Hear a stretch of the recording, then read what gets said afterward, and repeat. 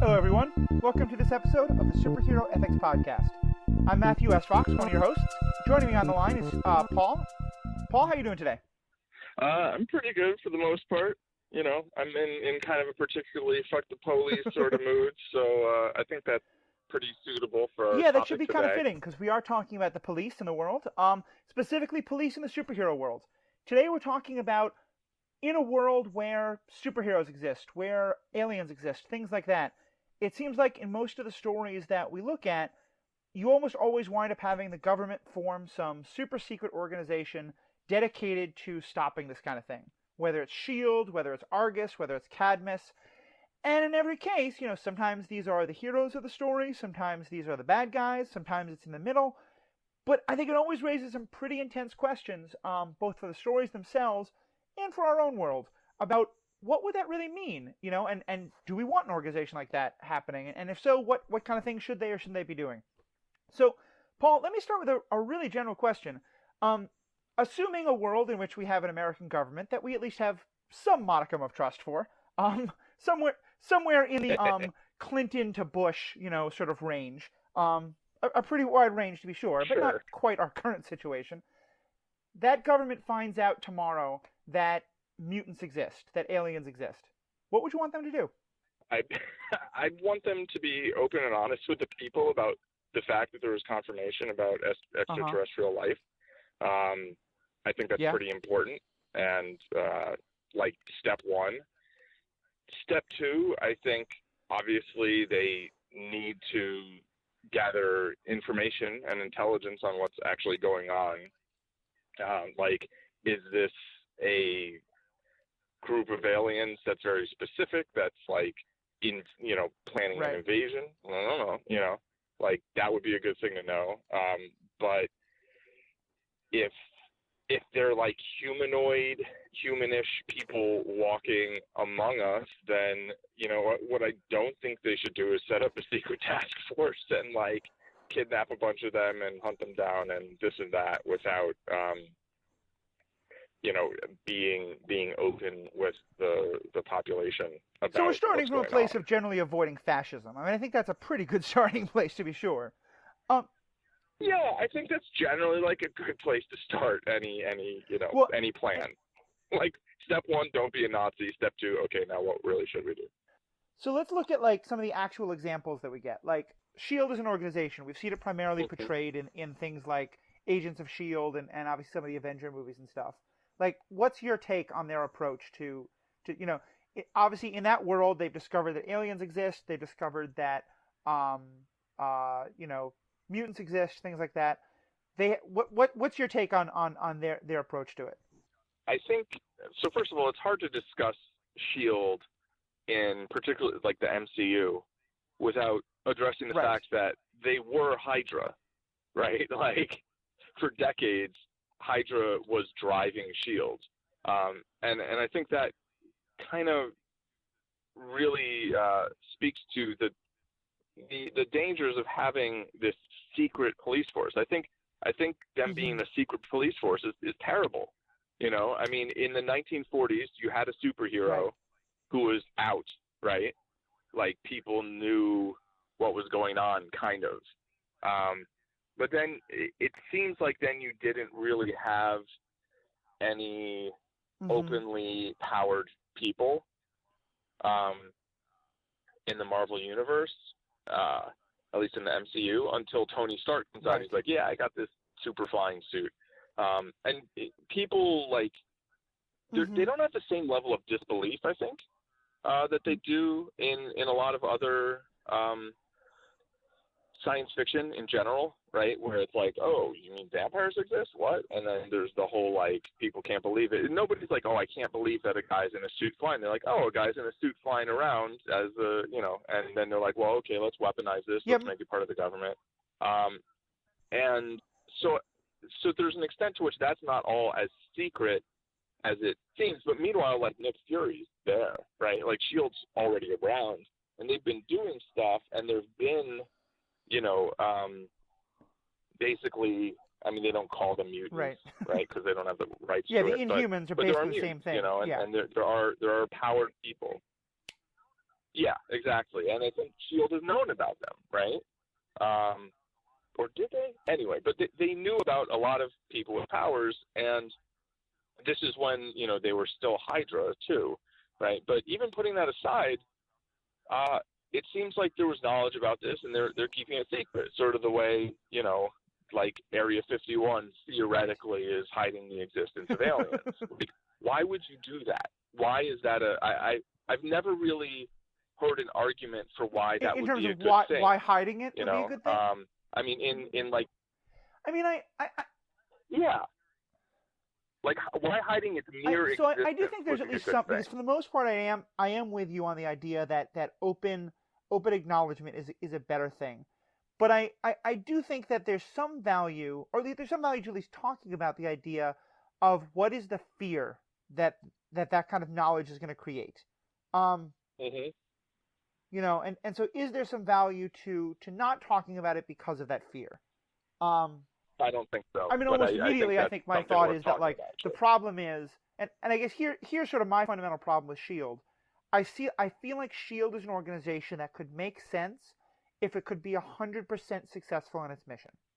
Because the problem to me with the fear kind of things is, like, yes, like take the idea of the Inhumans, and that humanity might now know that there are people living among you who could look just like you but are fundamentally different and have these special powers.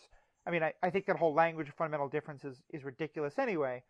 But even if you think that was a possibility, like, there is the idea that if people knew that it could cause widespread panic and rioting and people, like, hurting each other, all that kind of thing. Right. The problem, though, is that any of those fear arguments break down because no matter if the government tells people in a controlled way, it's going to cause some amount of fear. If the government tries not to, and then the information gets out the way it always does, but now probably gets out, now gets out in a much more garbled and rumor and, like, game of telephone way, now the fear you're worried about is a million times worse. Yeah, I agree. I mean, here's a question. Like, should terrorist attacks be covered up? Like, the purpose of a terrorist attack is to cause fear, right?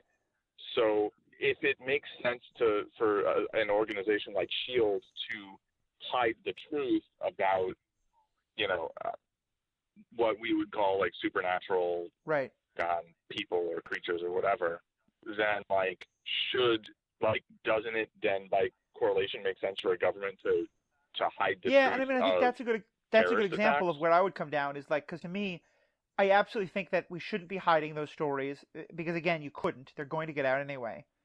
But I do think, and I don't think the government should mandate this by law, but I think there's ways that we as consumers can help push for this. I think that terrorist attacks in our current world today are significantly overcovered and over-dramatized. And so, yeah, to me, that might be the thing. Like, I think the biggest problem is that terrorism is not that terrorism is covered, it's that it's sensationalized. And so maybe that could maybe be the thing, is like, okay, the government is its role is to say, yes, these Inhumans exist, but we're going to do our best to provide you with real information so that every time someone tries to sensationalize and say, oh my God, Inhumans are coming to get us, like there's someone else who can say, wait, no, let's you know, fight that false news with actual real news. Right, exactly. Yeah, and to kind of, I mean, I think it makes sense in both cases to sort of, well, to educate, right? But generally to be honest about something, about the existence of whatever it is, but to try to kind of play it down a little bit, you know. And by play it down, I don't mean, like, lie about what's going on. I mean, like, actually be like, you know, this is a very small number of people in the world, you know. This is a very small number of incidents. You know, I mean, if you look at the number of driving deaths in the United States, you know, like, that's a much bigger problem.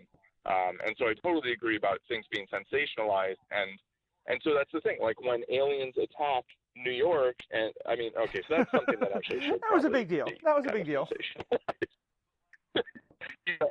Yeah. But like, something maybe a little smaller, like, Sure. doesn't need to be sensationalized the same way. I mean, the same way, like, 9/11, like, yeah, it should have gotten some coverage. Like, that's legit, But that, like, pressure cooker One of the bomb best in examples Chelsea, of like, this that I saw in my own life was, like you, I grew up in New York City, and I didn't grow up in the toughest neighborhood, but I certainly grew up near some not so great neighborhoods, and hearing gunshots at night was a not completely strange occurrence in my world. Right, and it was the 80s, so yeah, it was exactly. New York. And I remember I spent a year in Ireland, including going to Belfast at one point, and I was in Belfast when the ceasefire broke. And people I knew were all of a sudden, like, contacting me, incredibly worried for me. Because they were like, you're in Belfast, the ceasefires broke, you're near violence. And it was surprising to me because I had to point out to them, like, from a purely statistical standpoint, my life is being in Belfast at the height of the Irish Troubles is still statistically so much safer than walking down a semi-tough street in New York City in the 1980s. Like, there's just no comparison. Right. Or just then living there on a constant basis. Exactly. Yeah. So I think there's a lot of truth there, and that's in a kind of situation like the ones we're talking about, where all of a sudden there's something that breaks the rules that people in the world think they always knew. Like humans are the only species, or the only intelligent, however you define it, or like humans can't fly or can't cause earthquakes or whatever those things are. At a time like that, the single thing that is going to be the biggest problem, I think at least, is information.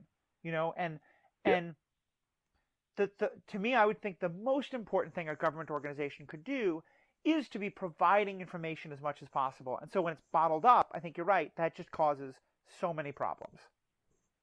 Yeah, and I mean, that doesn't mean that there can't be any, confidential, top secret information about some specific, incident or some specific people or whatever, but that the general story has to get out, and, there has to be a level of transparency. Sure. Sure. Now, and I have to say also, when we're talking about S.H.I.E.L.D., for me, I think you're right. The secrecy of it is a huge problem.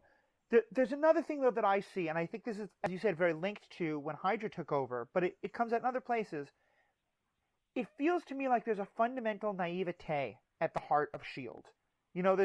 There's particularly in like Captain America and Agent Coulson and some of the others, but in the organization itself, there's a fundamental idea of we are good people doing hard things for good reasons, and so therefore good will result.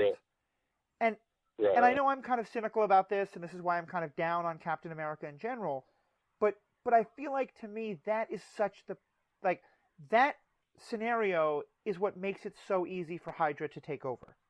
Because once you tell yourself that because I know I'm doing something good, it's okay to justify something not so good, it's then so easy for someone else to come along who has no good intention whatsoever but convinces you that they do, and now convince you to do almost anything because you think we're doing the right thing. Right.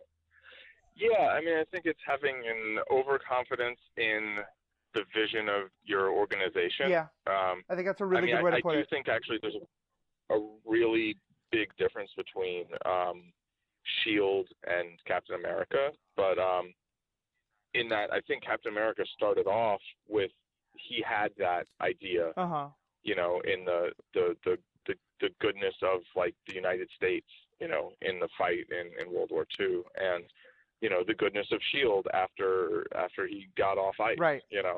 And then he was like, wait, what are you doing? And I think he lost his faith in their vision, but he still had confidence in his own, right?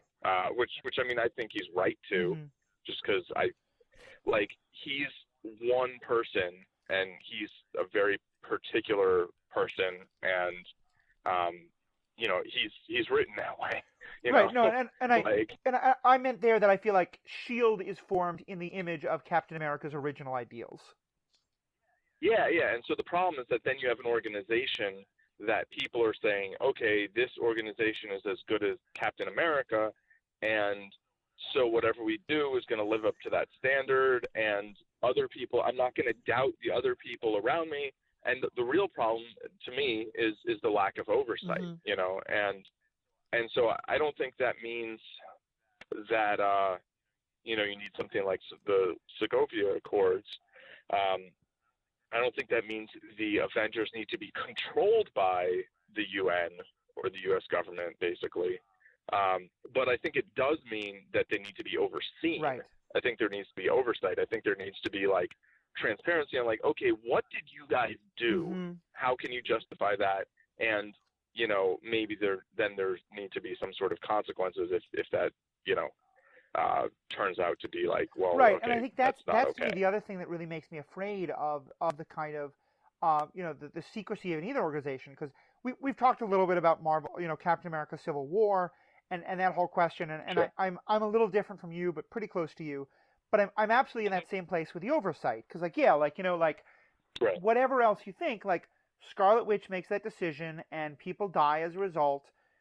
Okay, so who Yeah. are the people who say, like, okay, Captain America, what were your training methods? Like, was she sufficiently prepared to go in the Right. field? In the same way, Yeah. in Agents of S.H.I.E.L.D. in particular, but in some of the other places, you know, a lot of times Coulson has to make very difficult moral decisions based on what he thinks is right for S.H.I.E.L.D., and there's no one looking over his shoulder, at least not in an official. And Yeah. granted, this changes as the show goes on, and sometimes there is, sometimes there isn't. But I feel like that's to me one of the fundamental problems is like there's no one there to really say, you know, the way I would with a police force in our own world, who is looking over the shoulder of these Yeah. organizations, and as they're using lethal force, is this okay, and are they doing it right? You know? Right. And sometimes not as they are, but after they do, you know, because yeah, things need to happen in the moment sometimes, right? There's an emergency, the police are called, they do what they do. But then when they do something that they shouldn't do, then there has to be, you know, you've got your justice system, but just as important, more important to me, because you know, I mean, I don't particularly believe in the usefulness of retributive justice. Like what matters then to me is like, okay, this happened, this person did this thing. What are we going to do to make that happen less often in the future? Right? Does it mean we're going to retrain, you know, are we going to retrain our police? Are we going to retrain Scarlet Witch? You know, are we going to take certain people out of the field based on their record of performance or things they've done? You know, are we going to immediately fire people who do things that are way, you know, beyond the pale? You know, and that I'm not arguing against having any kind of prosecution. It's just I don't think that is necessarily the thing that actually causes the changes that we want. Like I think the changes need to be the other people, basically, you know, and obviously making sure that somebody who's not fit. Right, and I think I think that's really where it comes down to me is like how and similarly, like you can apply that to like the Agents of S.H.I.E.L.D., but also, you know, one of the things these people are doing all the time is deciding like which Inhumans, which mutants, which aliens can safely walk about among humans without causing problems, you know? And I think that's where, again, you get into some really interesting questions of, you know, kind of similar to what we've talked about with like mind control or other things like that, in terms of, on the one hand, there's, you know, I am totally against things that start saying these people are different, these people are strange, and therefore we should limit their freedoms. But, you know, if, like, there are some mutants who have the propensity to burst into flame and cause extensive damage to everybody around them if they get emotionally upset. That person constitutes a potential lethal threat to other people near them. Like, and I don't want to therefore say lock them up, but I also think that some degree of how do we take into account this potential threat and mitigate it, that there is some worthy discussion to be had there.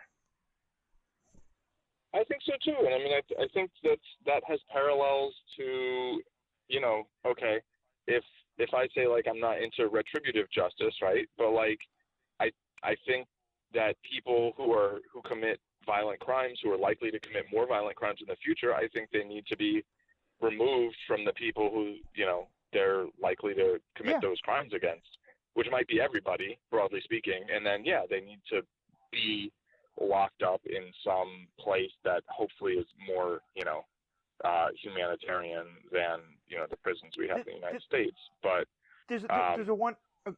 But similarly, like those mutants, like the thing is, it's like the trouble is when it's like, oh, some mutants do this, so we need to do this with all mutants, as opposed to taking it on a case-by-case basis. This one guy has a tendency to burst into flame.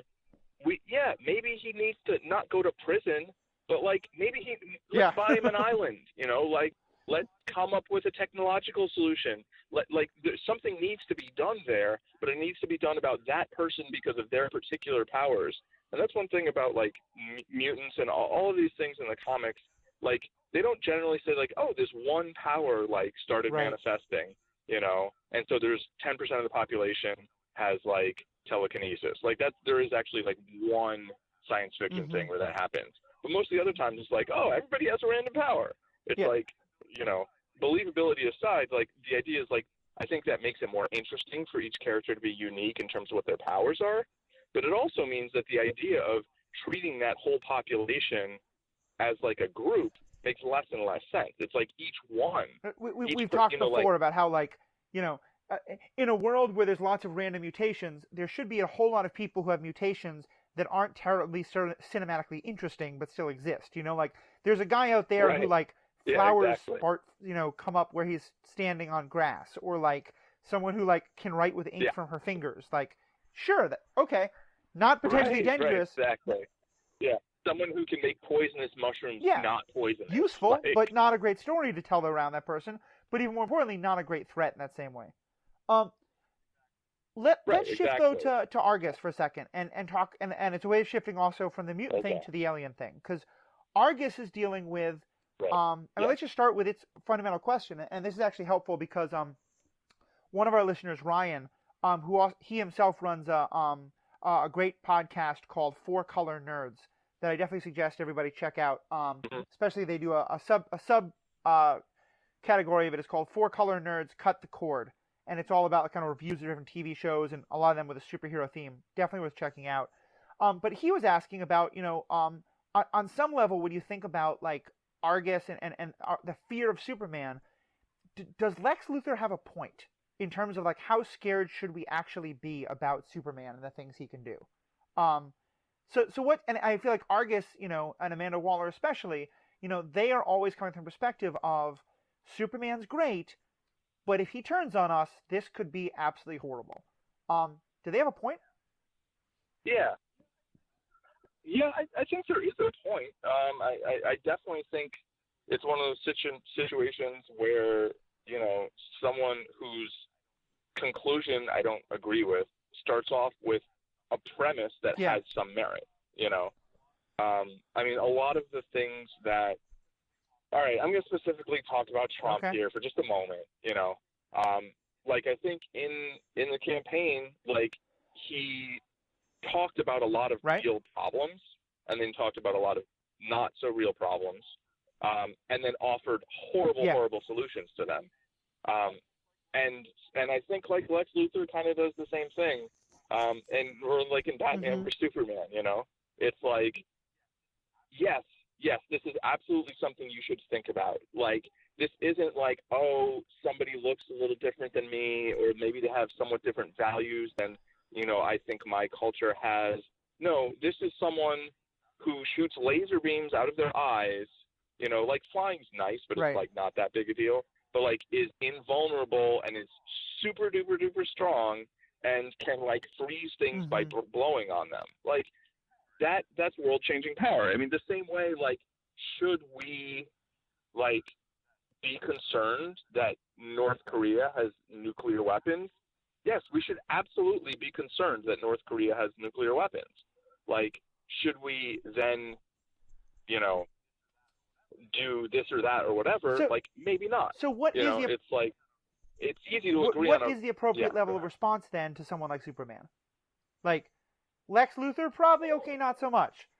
But Argus takes on a position of, we want to have some weapons ready to stop him. I particularly loved the I think it's in the later Justice League Unlimited or Justice League United. Yeah. The Cadmus arc. There's some really interesting stuff. Yeah, you're right. There it's Cadmus, not Argus. But where Amanda Waller is really pushing this idea of we want to have a weapon ready in case Superman does go rogue.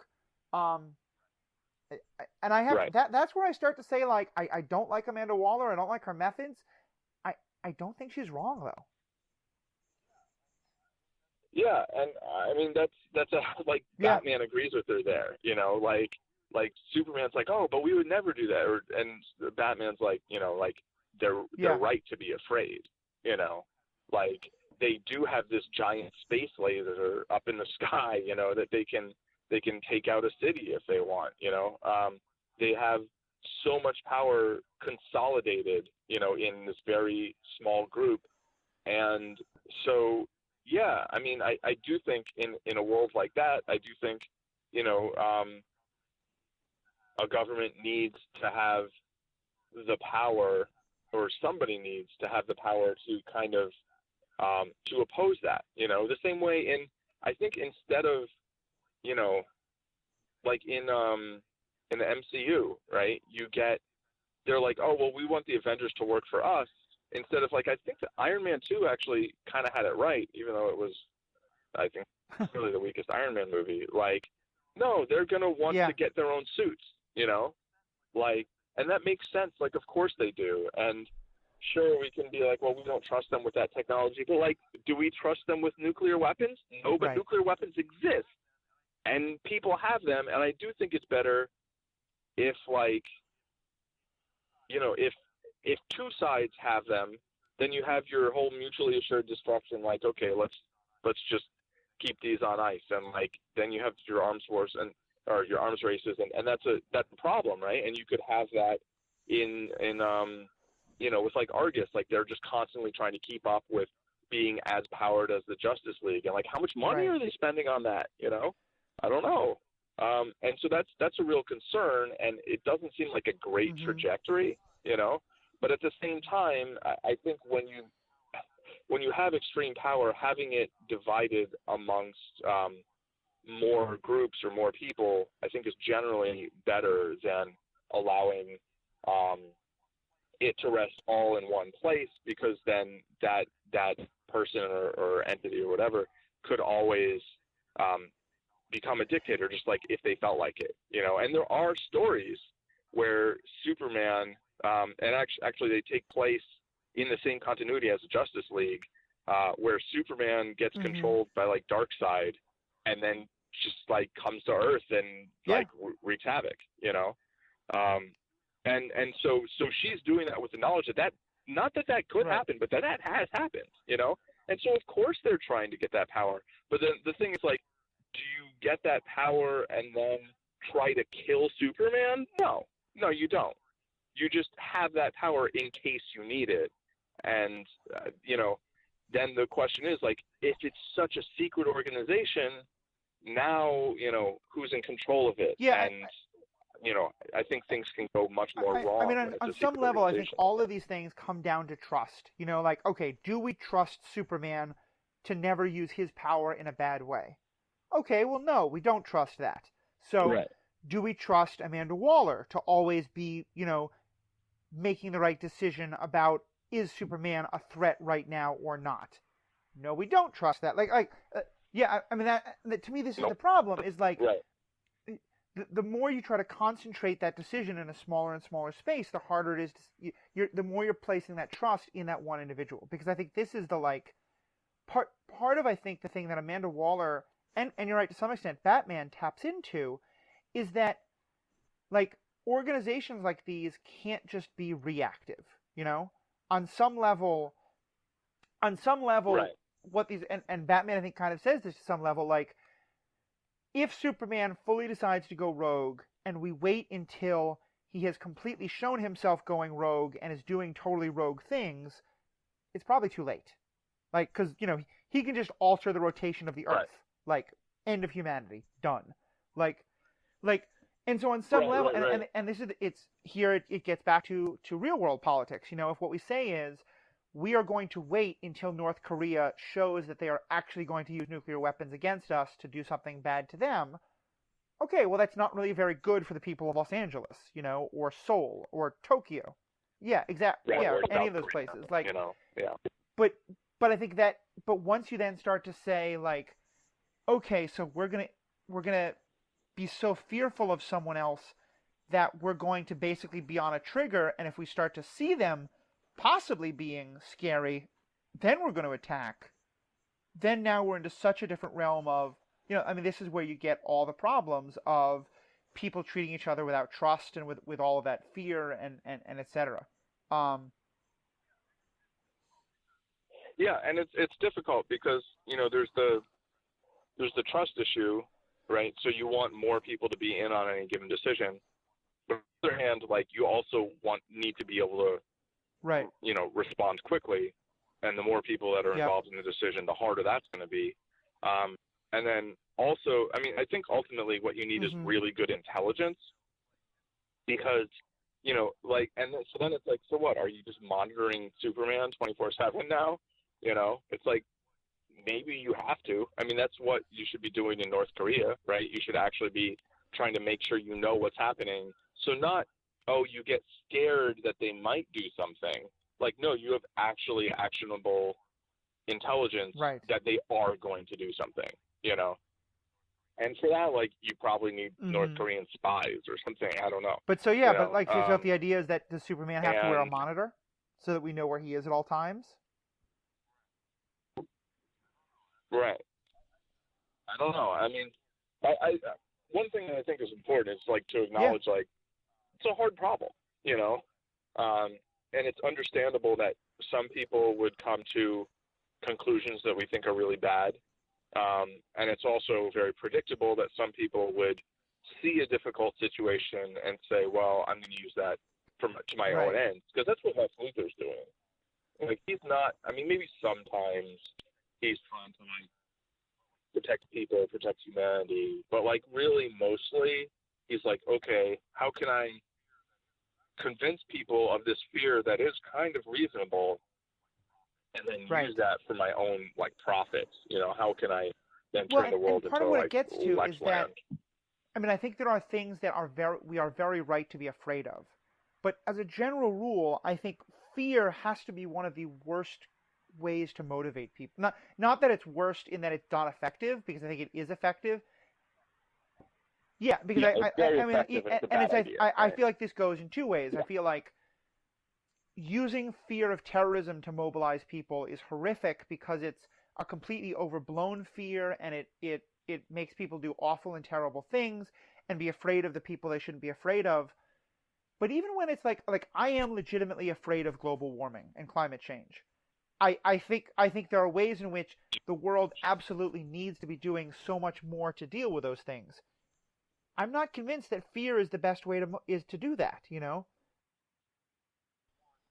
I mean, there's two things. Just like one, I mean, the thing about global warming, like fear of that, motivating people, it's not really like an imminent fear, at least not for people in areas. Yeah, there's no adrenaline spike that's going to come from like, oh my gosh, global warming, it's happening today, Right, exactly. But I totally agree that, I mean, fear is certainly an effective way of getting people to do something. I don't think it's a particularly effective way of getting people to behave rationally, and that's the problem.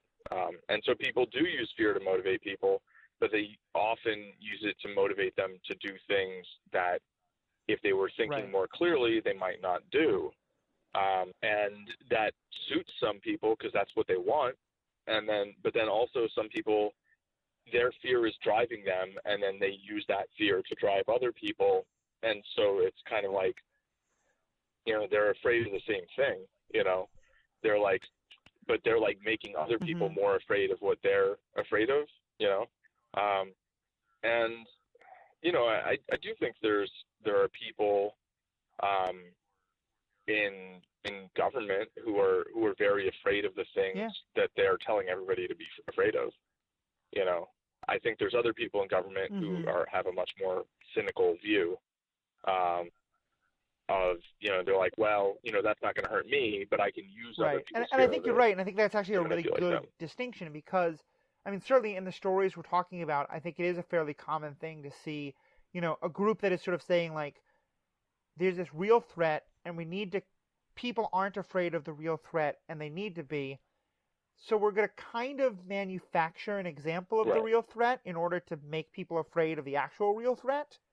And I think that's something that happens in our real world all the time. Right. You know, I mean, everything from, like, as people who listen to this podcast can probably tell, I'm slightly on the left politically. Like, I'm a pretty out there radical guy.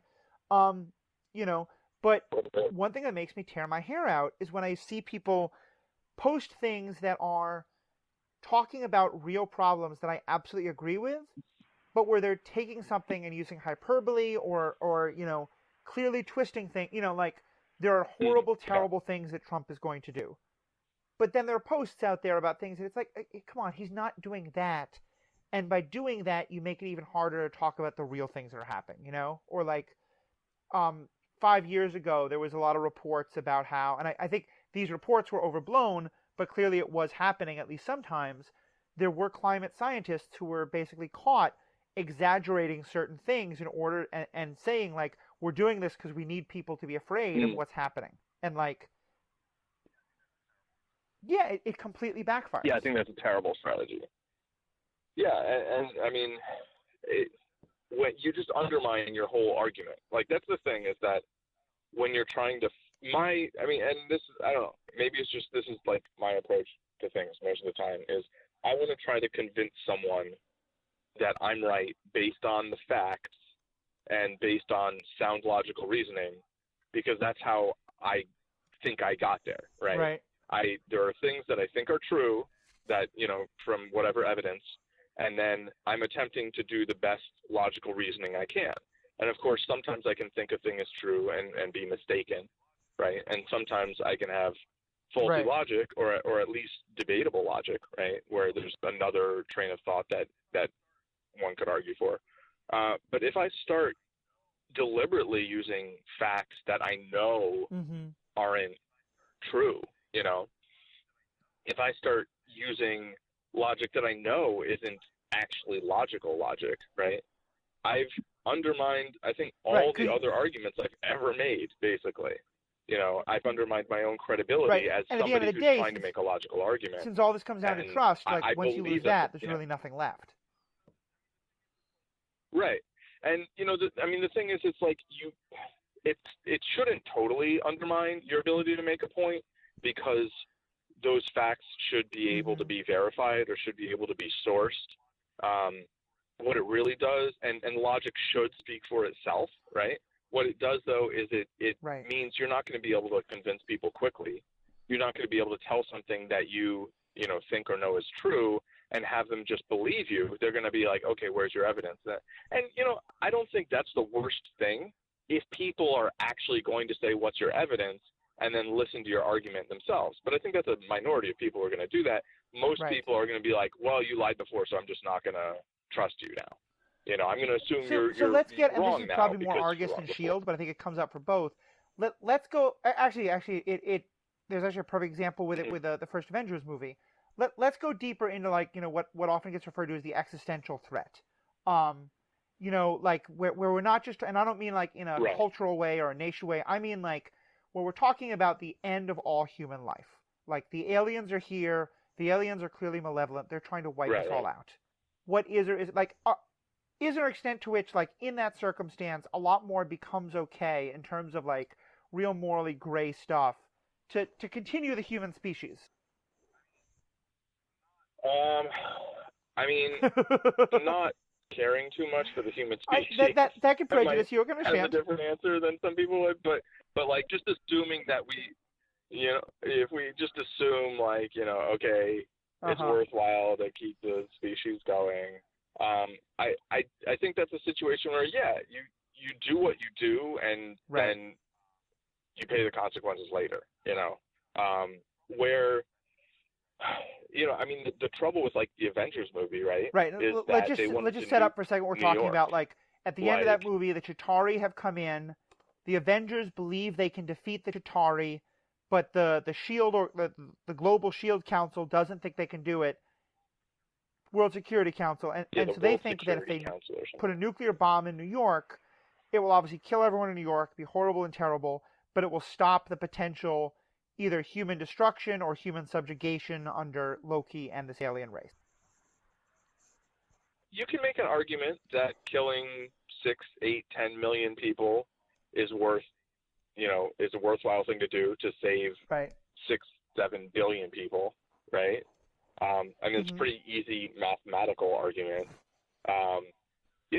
I think the big problems there are that that's a secret organization, right? That wants to make that call, and so there's not going to be any consequence. I mean, I think if there was some, either some government that did that or some individual even, and then afterwards, then they face the consequences. I'm not saying that it's a good thing to do. I'm saying that I think that that's a more reasonable scenario than there's some shadowy organization that does that, and then it's like, well, we don't know what I get that, because I think on some level, obviously I'm happy that the Avengers win in the movie, and that they don't nuke New York. But I remember the first time I saw that, I was sitting there thinking, I'm not entirely sure I think they're wrong to want to do this, because, putting aside the fact that I know it's a movie, and so I know the Avengers will probably win, in the real world, I can imagine from that perspective, it doesn't look like that's possible. And I have an example. Go back to September 11th. Would it be reasonable to shoot down those planes filled with, civilians, hostages, if you know that they're going to be trying to crash them into these buildings and kill thousands of people? So you're killing maybe hundreds of people to try to save thousands. I think that's I think it's an argument worth having. I think you're right. It's an argument worth having, and it's we're now into square up utilitarian logic, and utilitarianism has some real dangers, because there's something problematic about reducing humanity to a numbers game because of how much it devalues human life. But on some level, it's I almost feel like there's something a little bit morally problematic about that. It seems like again and again the Avengers basically say to some large group of humanity, don't worry, trust us. You're all going to die if we fail, and there is a way that only some of you will die, but we can promise you that we'll succeed and save all of you, so trust us. And that makes for a great movie, right? But I'm not sure that makes for decision making that I'm really comfortable with. Yeah, I agree. I think if I were in that situation, no, okay, I don't know what I would do. I feel like I always am the optimist thinking, but there's a third way, we're well, we'll succeed because we're us, our track record isn't so great. If I start a band, I probably should think, well, this is probably going to fail, or try to reboot a site like Poker as a Skill. I should be this probably isn't going to work out. Here's where you and I make either great or terrible partners, because I'm the exact opposite. And this is a way in which I think it's not coincidental that you take the Captain America position and I take the Tony Stark one, is that I tend to be the exact opposite. And because I'll give you a further example of where my cynicism comes in. And I think you could imagine this in Avengers, but it actually does come up in a lot of things, which is where, okay, so again, go back to that shadowy, the World Security Council. There's 6 people, and they're making the decision: do we nuke New York, or do they, just let the Avengers try to do it? Imagine if one of those 6 had a daughter who went to Columbia University in New York City. I would find it incredibly difficult to believe that person wouldn't now change the way they made their decision based on that personal connection. And that makes a great story, but that's not how those decisions should ever be made. But unfortunately, that comes up all the time. I mean, one of my many, many problems with Batman vs Superman, and there were many, there's a moment in which Wonder Woman, Batman, and Superman are all fighting Doomsday, and they're maybe winning the fight, they're maybe losing. This is obviously a huge threat to a huge number of people, but Superman notices that Lois Lane is in trouble. And so Superman stops fighting Doomsday and tries to go save the person he loves. completely understandable, logical thing for him to do. I'm sorry, completely emotionally understandable thing that could do. But he is now putting huge numbers of lives at stake for the sake of the one life that he cares about most. And like, if he's just a random person walking down the street trying to help, I can't really argue with him for doing that. But like, if a policeman were to do that, we would be horrified, you know? And so I think it's a really interesting question of like, to what extent should these organizations and people like be caring about those individual things when, in theory, they're the ones who are supposed to decide like for humanity? Right. Yeah, and I mean, I think you get the same thing with, you know, national governments, you know, prioritizing their own citizens over like the, you know, people who aren't citizens of their country. You know, like, is it worth killing, you know, 100,000 people somewhere else to save maybe 1,000 people, you know, in the area you're representing? I mean, the same way, you know, Superman is representing Lois Lane before he's representing the rest of, this is that awful Skittles thing humanity. that keeps being brought up, you know, because what basically people are saying with that, you know, the internet meme I'm talking about? It's something that the right-wing folks were using to justify the ban on Syrian immigrants, where they basically said, like, if I gave you a bowl of Skittles and I told you that three of them were poisonous when you eat the bowl, and it's like what on some level what they're saying is because it's not about Skittles, it's about lives. So what they're saying really is, if you could save 1,000 Syrian lives, but that in doing so you let one or two people in who would kill maybe 20 or 30 Americans, that we wouldn't do that. And in doing that, what you're saying is 20 or 30 American lives are more valuable than, and you know, to me, even just saying 20 American lives are more valuable than 21 Syrian lives is horrific. But they're using even more bloated numbers. Yeah, and their numbers are still skewed towards the, you know, the illogically heavily weighted towards Yeah, I mean, their numbers don't add up anyway. But yeah, still, it's that idea still of how you balance the lives. Yeah, I mean, if you look at Germany, like people have died, right? Like I don't know whether they've died from actual refugees. I think it's mostly like there have been radicalized citizens of, you know, people who are from the EU who've committed a lot of these things. But you know, there's been supposedly there's been violence, you know, perpetrated by. And here's the thing, like, forget for a minute, like, okay, any chance of like terrorism or any of that stuff, right? If you accept 100 million people or 100,000 people, 800,000 people from anywhere, right?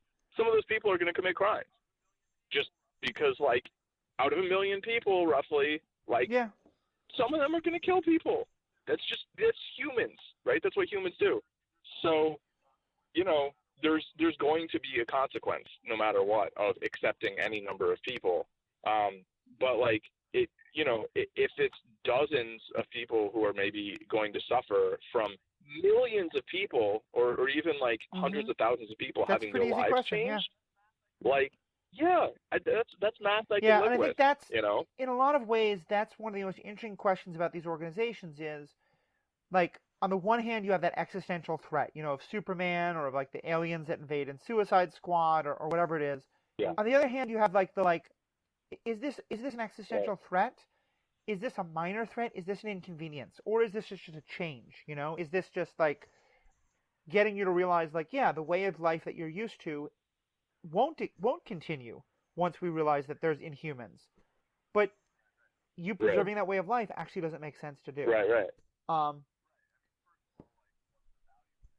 Right. I mean, first of all, like, what's the value in it? And second of all, like, that's not an option. So I want to kind of wrap us up, but I want to close with two questions that we got from listeners. Did we well, we're both to moving away, so clearly that's the option.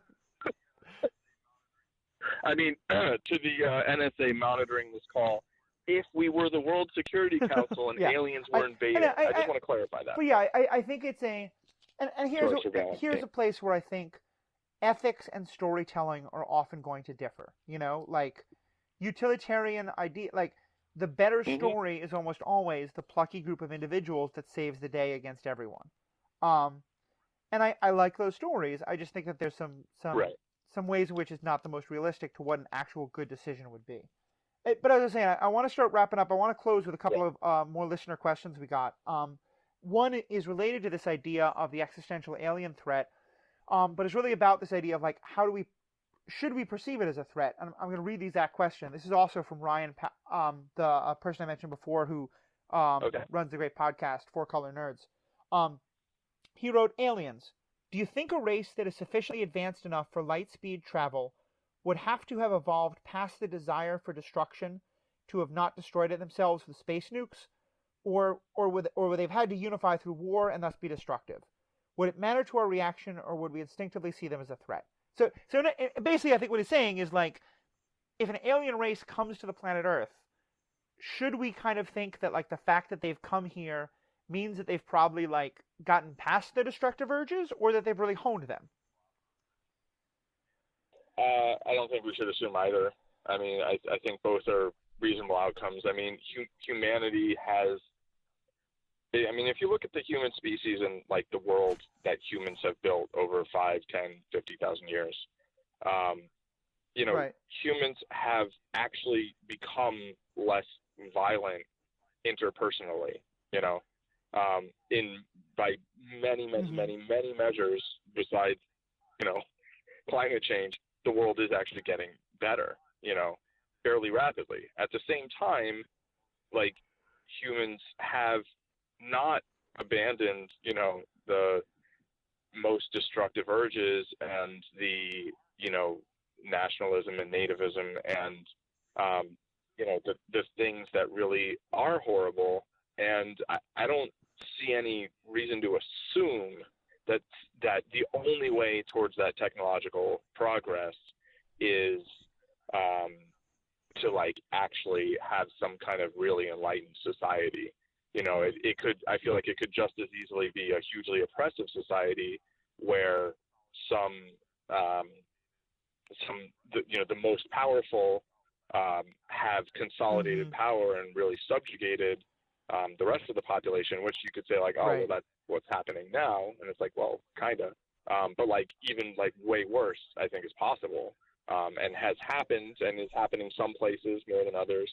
And I do think like optimistically, I'd like to think like, yeah, you know, and a really enlightened society would be more likely to produce great science. And I actually do kind of logically think that, but that doesn't mean that a less enlightened society, a less equitable society, couldn't produce that technology, you know. So it's the sort of thing. Yeah, where I mean, I think I'm kind of in the same place. Reasonable. Like, I want to believe in that kind of Star Trek ideal of, you know, that especially when you think that so many, you know, so many human problems come from scarcity. You know, a lack of food, a lack of land, a lack of resources, and that if technology, like the Star Trek ideal, that if technology solves those problems, then a lot of our social ills go away. But on the flip side, I also think about, and I at the back of my head in a lot of our discussion of the existential threat discussions has been the book Ender's Game, which I think is another great example of like the thing that you know, and that I think there's actually some other good examples of too. That like warfare is a great boon to science. You know, like a lot of, I mean, we were discovering nuclear science already, but like, you know, World War II pushed that forward quite a bit. You know, the space, a lot of our best, you know, people in justifying the funding for NASA love to point out like how many great inventions came out of the space race, and all those things are true.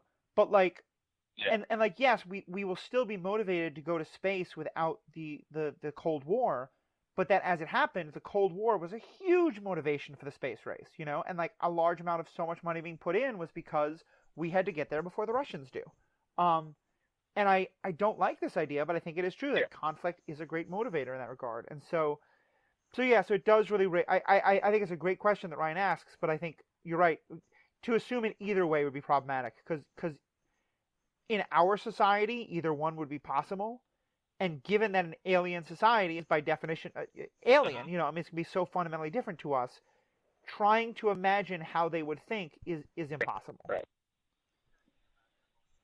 Yeah, I mean, we can certainly imagine a bunch of possibilities, and some of those might be correct, but there can be ways that we haven't even thought of. And I think Neil deGrasse Tyson makes a great point I'm sorry, about who does? biology and evolution and life. Oh, yeah. Neil deGrasse Tyson, and an astrophysicist who studies space and stuff. And when people ask him about aliens, he's like, well, the assumption that life on other planets, any number of, I mean, there's the universe is enormous, right? There's so many different types of different configurations for our planet, and its atmosphere and how far it is from a sun. All these things could be. When people assume that the only way that life would evolve or come to be on another planet is the way it's come to be and evolved here, it's like you've got a sample size of 1, right? So it's really irrational to assume that's like the only way. Like that's the only way that's the only way you've seen, but there's no rational basis for like, well, therefore it must be the same other places. It's like, yeah, it's reasonable to look for planets like Earth because it's like, well, if it happened here, right, it could happen there the same way. But that doesn't mean it can't happen another place in a different way. And if it did happen in another place in a different way, like the outcome could be so drastically different that it's like, without actually seeing it, no, I think like that's exactly true. And again, I think, and I'll say, I have real problems with a lot of stuff that Orson Scott Card himself talks about, and that there's a whole other topic we'll get into at a different time about, the art versus the artist. But I think one other point that Ender's Game and the follow-up books bring up really well is this question of, okay, well, yeah, because they encounter a race, the buggers, they don't have individuals in the same way we do. It's a fundamentally different way of thinking. And so, yeah, and that so many of our, so much of what starts the war is that we fundamentally misunderstand each other because, they kill off a bunch of humans because they have no concept that we have any value to individual human life in that way. It's just a totally different way of thinking. Right. And then once they realize that, they stop. But humans are still like, oh no, they're planning the next attack. We have to annihilate this. And the last question, and I think actually we talked a good deal about it, but I want to just read it and go over it a little more because I think it's so at the heart of this. It comes from another listener, Mary, and she asks, if a government found out about aliens or superpowers, should they keep it a secret or should they tell people? I think we've gotten pretty clear that we shouldn't keep it a secret. So how should they tell people? I mean, just like, what does that look like? Yeah, so, I mean, here's the thing. So we can answer the question, but I think it's actually a very unlikely scenario that a government finds out, and, I mean, except unless it's like in North Korea or like, that the government finds out and then has a way of people not just all knowing really fast, I mean, because, a few reasons, but just, I mean, the rise of social media, it's like, it's harder to believe like superhero, like secret identity stories now than it was before, like once upon a time, Clark Kent could have just been a byline. Anyone can do a Google image search on Superman, and a picture of Clark Kent is probably going to come up. Like it doesn't work anymore. Right, exactly. Yeah, facial recognition software, exactly. So I think that's an unlikely scenario. But saying, assuming that is what happened, that the government, got knowledge of it, or someone else got knowledge and the government kind of contained that knowledge, shipped all the witnesses off to a black site or whatever. I think, what they, I don't know, it's hard, but, some kind of fireside chat. I mean, I think you're right. Like all of our conventions in these stories about how information is told pretty much go out the window with social media, and not just social media, but the internet. And I think that's the you and I are a little odd in that we are Yeah. of the we're in that sort of in between generation, that we grew up when the internet was starting, and so we can kind of remember the world before it, but know also just how fundamentally different it is. And I think a lot of times people don't really think about just how much of a Yeah. fundamental change to the basic way information is propagated has happened because of that. Um, and yeah, I think it Mm-hmm. I understand the idea of an organization like Shield or like Argus, excuse me, in terms of keeping those things secret. I think it might have been possible before the internet. I think once the internet happens, we have to accept any organization like that part of the mission. It's just not possible. Right. Yeah, I mean, it's just, information wants to be free, and like if any sort of event happens in any kind of public space, Mm-hmm. someone's gonna videotape it on their cell phone, and then it's gonna go everywhere. And yeah, you can have some kind of cover up, but I don't think a cover up is constructive. And I do think though that you need a good leader. I think, like I don't buy that much into the idea of like world leaders as like like politicians as world leaders and like presidents and whatever. But in a situation like that, I think it's really important. And I don't know, maybe if there had been different people in those positions in the last 15, Yeah. 17 years, maybe the world would be a very different place. It's scary because it's that that exact thinking, I know, is a big part of the like why people are turning towards fascism. I mean, like one strong person who can't and that the state has value and that the leader has value and that it cuts away all of the problems of democracy.